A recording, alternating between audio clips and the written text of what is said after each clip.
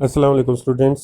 ये तबई जोग्राफिया साल सोम की क्लास है। क्लास स्टार्ट करने से पहले आपको बता दें कि अगर आपको कोई सवाल हो तो आप अपनी क्लास के व्हाट्सएप ग्रुप में रब्ता कर सकते हैं। तो चलें आज की क्लास स्टार्ट करते हैं। आज का हमारा टॉपिक है ओशन वेव्स या समंदरी लहरें। समंदरी लहरों के पैदा होने की सबसे बड़ी वजह हवाएं हैं। जैसे ही हवा पानी की सतह पर चलती है तो अपनी कुव्वत से इस पर अमल करती है और पानी को अपनी सिमत के मुवाफिक रुख धकेलती है। इस अमल से पानी की सतह पर उबार पैदा होता है जो निशेब फराज पर मबनी होता है। इसे समंदरी लहर कहते हैं। स्टूडेंट्स, इस डायग्राम में आप एक लहर की डायग्राम देख सकते हैं। इसमें उभरे हुए हिस्से को फराज और नीचे बैठे हुए हिस्से को निशेब कहते हैं। किसी एक निशेब से दूसरे निशेब का दरमियानी फासला या एक फराज से दूसरे फराज का दरमियानी फासला लहर की लंबाई कहलाता है, जबकि एक निशेब और फराज की सतह पर पाया जाने वाला फ़र्क लहर की बुलंदी है। इसे लहरी एम्पलीट्यूड भी कहते हैं। काइंड्स ऑफ वेव्स या लहरों की इकसाम। आम तौर पर समंदरी लहरों की 3 बड़ी इकसाम हैं। इसके अलावा इनकी बहुत सी छोटी इकसाम भी हैं। नंबर 1, सिंपल ओशन वेव्स या सादा समंदरी लहरें। ये आमतौर पर हवा के चलने से की वजह से समंदरों में पैदा होती हैं। आमतौर पर ऐसी लहरें बहुत छोटी होती हैं। नंबर 2, साहिली ब्रेकर्स या शोर ब्रेकर्स। ये काफ़ी बड़ी और ताकतवर होती हैं। जब ये लहरें साहिल समंदर के साथ टकराती हैं तो इनको साहिली ब्रेकर्स भी कहते हैं। नंबर 3, तूफ़ानी लहरें या स्टॉर्मी वेव्स। ये साहिली ब्रेकर्स से भी बड़ी होती हैं और तूफ़ान की हालत पैदा करती है। नंबर 4, आज़ाद या सतही लहरें, फ्री या ग्राउंड वेव्स। ये खुले समंदरों में साहिलों से दूर आज़ादाना समुद्री सतह के ऊपर हरकत करती हैं। इनको आज़ाद या सतही लहरें भी कहा जाता है। लहरों की रफ्तार या स्पीड ऑफ वेव्स।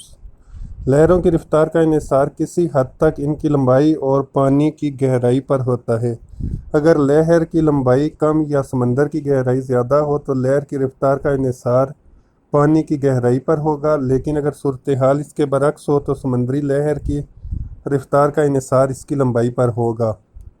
आम तौर पर कहा जाता है कि लंबाई और गहराई में जिसकी मिकदार निस्फ से ज़्यादा हो लहर की रफ्तार इससे मुतासिर होती है। लिहाजा खुले समंदर में लहरों का इन्हिसार लंबाई और तंग हिस्सों में गहराई पर होता है। अगर साहिल पर ढलान काफ़ी हो और बारिश और पानी की गहराई भी ज़्यादा हो तो इस सूरत में लहर चट्टान से टकराकर टूट जाएगी और अपनी असल सिमत या रुख से हट जाएगी। लहरों का टूटना या ब्रेकिंग ऑफ वेव्स।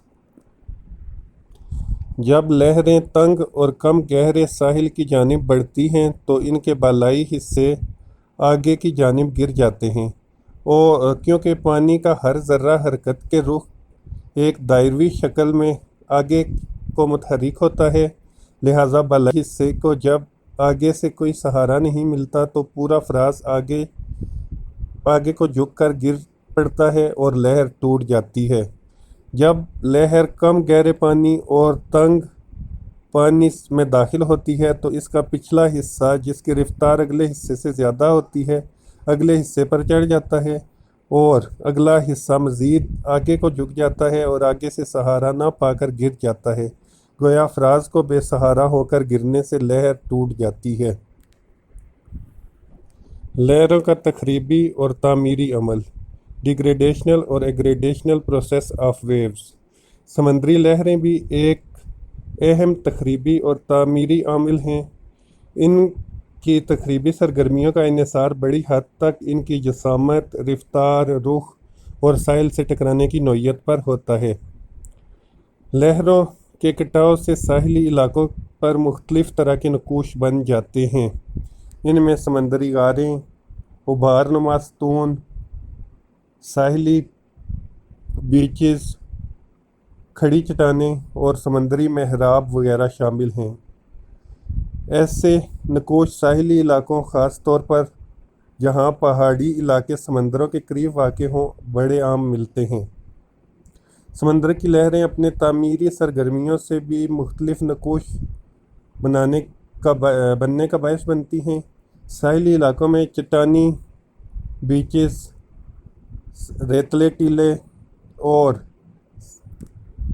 بارز وغیرہ سمندر کے عملے تعمیر سے بنتے ہیں۔ ایسے اکثر نقوش اور ان کے بننے والے ساحلی علاقے تفریحی نقطۂ نظر سے بڑی اہمیت کے حامل ہوتے ہیں۔ مثال کے طور پر کراچی کا کلفٹن کا ساحلی علاقہ بھی اس کی عمدہ مثال ہے۔ جی تو طلباء، یہ تھا آج کا ہمارا ٹاپک۔